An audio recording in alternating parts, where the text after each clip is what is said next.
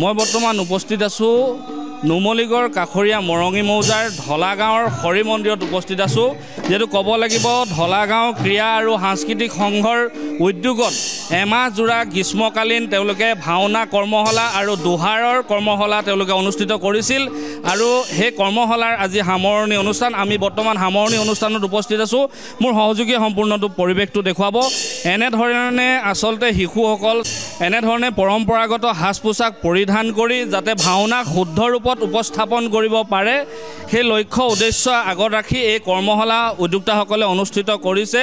যিহেতু কৈছোঁ আমি ঢলা গাঁও ক্ৰীড়া আৰু সাংস্কৃতিক সংঘৰ উদ্যোগত এমাহজোৰা আচলতে এই গ্ৰীষ্মকালীন ভাওনা আৰু দোহাৰ কৰ্মশালা অনুষ্ঠিত কৰিছিল আৰু এনেধৰণে এতিয়া শিশুসকলে যাতে ভাওনাক শুদ্ধৰূপে উপস্থাপন কৰিব পাৰে সেই কৰ্মশালা লক্ষ্য আৰু উদ্দেশ্য আগত ৰাখি কৰ্মশালা এনেধৰণে এমাহজোৰা চলি আছিল। আজি সামৰণি অনুষ্ঠান। আমি বৰ্তমান সামৰণি অনুষ্ঠানৰ এয়া পৰিৱেশ দেখুৱাই আছোঁ।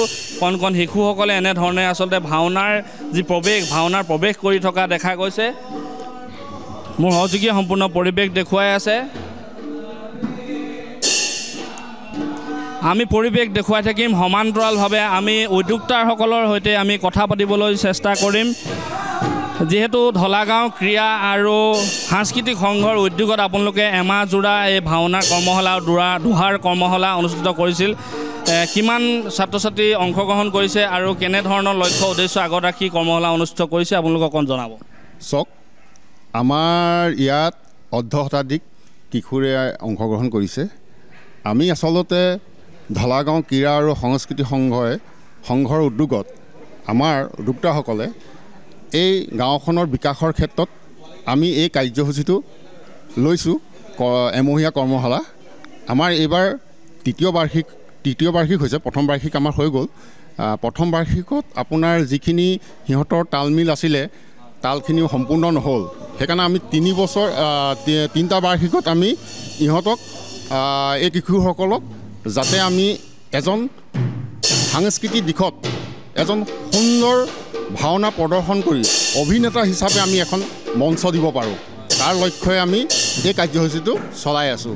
আজি আপোনালোকে ইয়ালৈ অহাৰ বাবে আপোনালোকক আমাৰ সংঘৰ তৰফৰ পৰা আন্তৰিক অভিনন্দন জ্ঞাপন কৰিছোঁ। ধন্যবাদ। কি ক'ব বিচাৰে? আমি এবাৰ দ্বিবাৰ্ষিক গ্ৰীষ্মকালীন কৰ্মশালাৰ ভাওনা অভিনয় আৰু দোহাৰ কৰ্মশালা আচলতে আমি ঢলাঘাট গাঁও আমাৰ সাংস্কৃতিক সংঘ উদ্যোগত ক্ৰীড়া আৰু সাংস্কৃতিক সংঘৰ উদ্যোগত আমি এটা প্ৰচেষ্টা হাতত লৈছোঁ যে আমাৰ যিসকল উঠি অহা শিশু আছে সেই শিশুক এই যি শংকৰদেৱৰ সৃষ্টি ভাওনা এই ভাওনাৰ ক্ষেত্ৰত যাতে আমি তেওঁলোকক আগবঢ়াই নিব পাৰোঁ। আমি এতিয়া বহুত জেগাত দেখিছোঁ ভাওনাৰ ষ্টেজত আচলতে আজি তাৰিখত কৰে নামঘৰৰ পৰা গৈ পেলাই ষ্টেজৰ মুখী হৈছেগৈ আমি দেখিছোঁ। তো গতিকে ভাওনাৰ এখন কৰিও যে এটা ল'ৰা সু-সংস্থাপন হ'ব পাৰে আমি বৰ্তমান এই সমাজত আমি দেখি পাইছোঁ। গতিকে সেই আমি আদৰ্শ লৈ শংকৰদেৱৰ আমি এই শিশুসকলক ভাওনাৰ ক্ষেত্ৰত যাতে তেওঁলোক পাৰ্গত হওক, এটা অভিনেতা হওক, সুন্দৰ এটা তেওঁ শুদ্ধ ৰূপত যাতে তেওঁ ভাওনা কৰিব পাৰে তাক লৈ আমি প্ৰচেষ্টা আমি হাতত লৈছোঁ, দীঘলীয়া প্ৰচেষ্টা। আৰু এইবাৰ আমাৰ দ্বিবাৰ্ষিক। গতিকে আমি বিভিন্ন কাৰ্যসূচী আমি এই ঢলা গাঁও ক্ৰীড়া আৰু সাংস্কৃতিক সংঘই ল'ম বুলি ভাবিছোঁ। গতিকে আপোনালোকলৈ ধন্যবাদ থাকিল। আপোনালোক আহি আজি এই আমাৰ কৰ্মশালা ভাগ আপোনালোকে মিডিয়াই আপোনালোকে আমাক সঁহাৰি জনোৱাৰ কাৰণে আপোনালোকক ধন্যবাদ থাকিল। এনেধৰণে আচলতে ঢলা গাঁও ক্ৰীড়া আৰু সাংস্কৃতিক সংঘৰ উদ্যোগত এমাহজোৰা তেওঁলোকে গ্ৰীষ্মকালীন যি ভাওনা কৰ্মশালা অনুষ্ঠিত কৰিছে আৰু এই সামৰণি অনুষ্ঠানত আমি আছোঁ। আমি পৰিৱেশ দেখুৱাই আছোঁ। আমি পোনে এগৰাকী শিশু ভাৱৰীয়া আছে, শিশু ভাৱৰীয়াৰ সৈতে আমি কথা পাতিব বিচাৰিম। তোমাৰ নামটো ক'বা? মোৰ নামটো সমৰনীল দত্ত। ভাওনা সংলাপ ক'ব পাৰিবা নাই? এটা ভাওনা সংলাপ ক'চোন। দেৱগণ, ব্ৰহ্মাৰ মুখেৰে জানিব পাৰিছোঁ কাশ্যপৰ ঔৰফত বৈ মাতৃ দ্বিতীয় জন্ম দিলে দুটি দৈত্য, নাম দিলে হিৰণ্যাক্ষ আৰু হিৰণ্যকশিপুৰ। নাজানো কি ঘটে এই অমৰাৱতীপুৰত। ধন্যবাদ। তোমাৰ নামটো কোৱা? নমস্কাৰ, মোৰ নাম শ্ৰী অঞ্জীৱ ফুকন।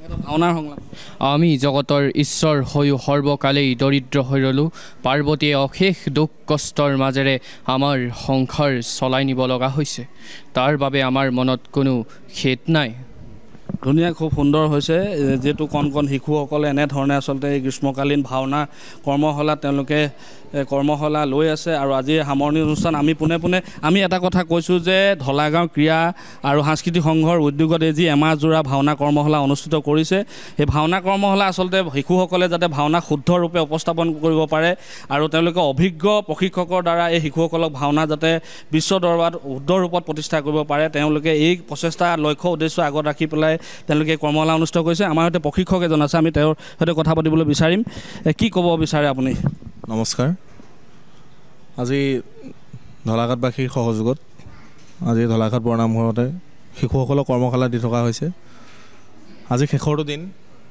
শেষৰটো দিনত উপনীত হৈছোঁ কৰ্মশালা হিচাপে মানে আমি শিকিছোঁ জীৱনত শিক্ষাবিদ্যা কাহানিও শেষ নহয় যিমানখিনি পাৰোঁ শিকাইছোঁ ধন্যবাদ আচলতে আমি কৈছোঁৱে আজি ঢলাঘাট গাঁৱৰ ক্ৰীড়া আৰু সাংস্কৃতিক সংঘৰ উদ্যোগত এনেধৰণে আচলতে এমাহজোৰা তেওঁলোকে এই শিশু ভাওনা কৰ্মশালা আৰু দোহাৰ কৰ্মশালা অনুষ্ঠিত কৰিছিল আৰু আজি সামৰণি অনুষ্ঠান আমি বৰ্তমান এই সামৰণি অনুষ্ঠানৰ পৰিৱেশ দেখালোঁ আৰু এটা কথা কৈছোঁ যে এই উদ্যোক্তাসকলে আচলতে যাতে ভাওনা শুদ্ধ ৰূপত প্ৰতিষ্ঠা বা ভাওনা শুদ্ধ ৰূপত যাতে দেখুৱাব পাৰে তাৰে প্ৰচেষ্টা আৰু তেওঁলোকে লক্ষ্য উদ্দেশ্য আগত ৰাখি এনেধৰণে আচলতে ভাওনা কৰ্মশালা অনুষ্ঠিত কৰি আহিছে আৰু এইবাৰ হৈছে তেওঁলোকৰ দ্বিবাৰ্ষিক এইবাৰ দ্বিতীয়বাৰৰ বাবে তেওঁলোকে ভাওনা কৰ্মশালা অনুষ্ঠিত কৰিছে যিকোনো খবৰৰ বাবে যোগাযোগ কৰক 7099017330 লগতে 7099017110 নম্বৰত